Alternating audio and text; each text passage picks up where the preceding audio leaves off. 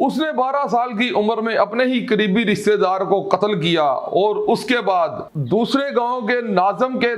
Driver बनकर ऐसी सियासत में पनाह ली कि कत्लो गारत की ऐसी हिस्ट्री लिखी, ऐसी दास्तान लिखी जो आने वाले वक्त तक याद रखी जाएगी। अस्सलाम वालेकुम ख़वातीन व हज़रात, मैं हूं आपका होस्ट अली रज़ा शराजी। आप ARS पाकिस्तान देख रहे हैं। आज की स्टोरी मोहम्मद इश्तियाक अल मारूफ शाकी गुजर फ्रॉम गुजरात के बारे में। नाजरीन, आप लोगों को ये कहानियाँ, ये स्टोरियाँ बदमाशों की बताने का मकसद हरगिज़ ये नहीं होता कि आप इनसे इंस्पायर हों। आपके बच्चों के लिए और जो न्यू जनरेशन है उसके लिए ये कहानियाँ सबक अमेज इस वजह से होंगी कि आप लोगों ने इनका स्टार्ट नहीं देखना, इनका अंजाम देखना है कि आखिर इनका अंजाम क्या हुआ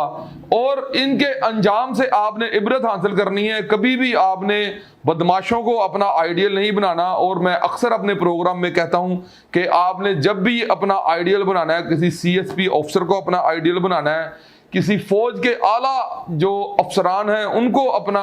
आइडियल बनाना है, क्योंकि अगर पाकिस्तान में फौज ना हो तो हम लोग सुकून की नींद ना सो सकें, अगर पुलिस ना हो तो हम इत्मीनान से अपनी माओ बहनों को बाहर ना भेज सकें और ख़ुद ये इत्मीनान के साथ हम लोग बाहर ना जा सकें कि हमारे जो मुहाफिज हैं, वो हमारे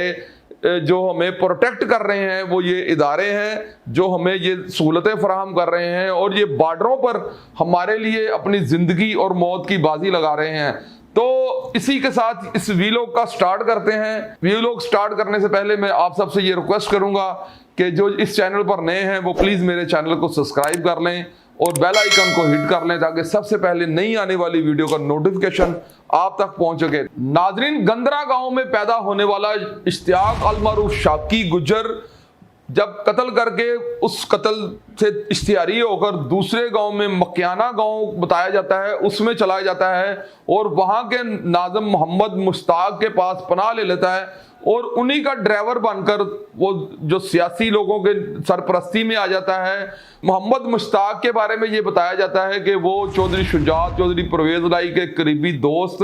और वहाँ के नाज़म भी थे और इनका ड्राइवर बनकर जो शाकी गुजर है वो ज़िंदगी बिताना शुरू कर देता है और आहिस्ता आहिस्ता ये अपना एक गैंग तश्कील देता है जिसे ये बाद में कब्ज़ा माफिया और ये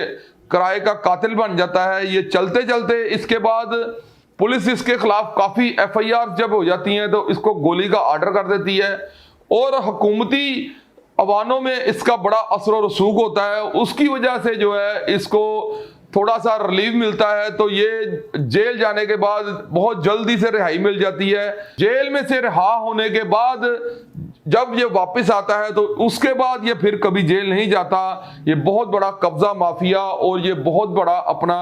ग्रुप बना लेता है जिसे ये लीड करता है और ये गुजरात, साहिवाल,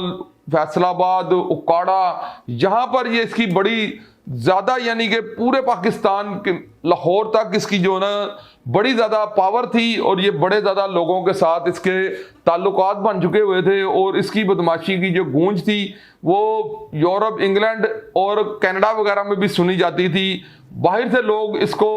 सुपारी देकर लोगों को किलिंग भी करवाते थे और ये इसका वतीरा था कि लोगों से जिस बंदे से भी पैसे मांगे हैं, अगर उसने पैसे भत्ता वसूली ना करवाई तो उसको भी कत्ल कर दिया जाएगा। उसके बाद मोहम्मद इश्तियाक अल मारूफ शाकी गुजर के बारे में यह भी बताया जाता है कि वो तकरीबन 5 से 7 गाड़ियों में निकलता था और इसके 40 से 50 अफराद इसकी गनमैन थे और इसके गार्ड थे। और यह भी बताया जाता है कि इसके महमदीपुर मदीना के किसी सैयद के साथ करीबी मरासम थे। उसकी वजह से लाहौर की एक फिल्म स्टार जो कि 2003-4 में ड्रामा कर रही थी तो उनको भी शाकी गुजर ने बड़ा प्रोटेक्ट किया और रोजाना की बुनियाद पर आकर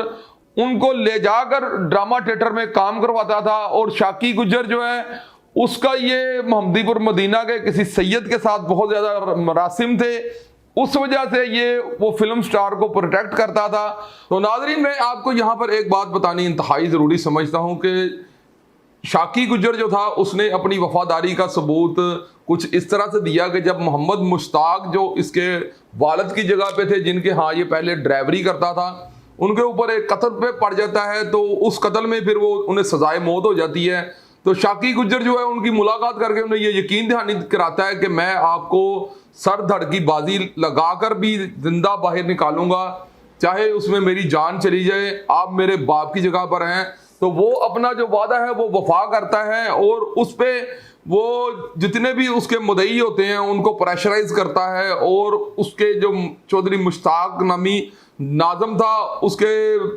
बयान करवाता है, फिर उसको बाहर निकालने में शाकी गुज्जर उसकी काफ़ी हेल्प करता है। जब मोहम्मद मुश्ताक जो कि नाज़म थे वो बाहर आते हैं तो उस वक़्त पूरा गुजरात जो है वो गोलियों की जद में था, इतनी हवाई फायरिंग होती है, और शाकी गुज्जर खुद जो है नशे में इतनी ज़्यादा फायरिंग करता है कि पूरा गुजरात जो है ना वो गोलियों से गूंज उठता है। इसके कुछ अर्सा बाद ही मदीना सैयदा के जो सैयद हैं, जो कि खुद बहुत ज़्यादा बदमाशी में अपना नाम रखते हैं, उनका जो इसके साथ किसी छोटी सी बात पर तनाज़ा हो जाता है। शाकी गुज्जर जो है मदीना सैयदा के किसी सैयद के मामलात में एंट्री कर लेता है, और उनका किसी से लेन देन का मामला होता है। वो मदीना सैयदा के सैयद जो हैं वो पहले बीच में पड़े होते हैं, तो ऊपर से जो है शाकी गुज्जर अपनी